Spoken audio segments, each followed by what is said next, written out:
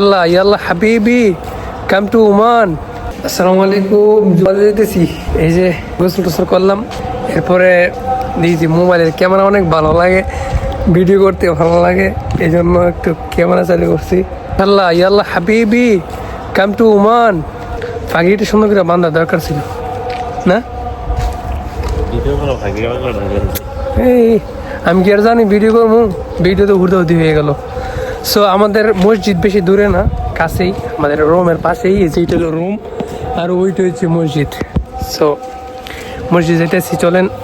মসজিদে যাওয়া পরে বাকি শুক্রবার একটু স্পেশালভাবে যাওয়া হয় আর কি।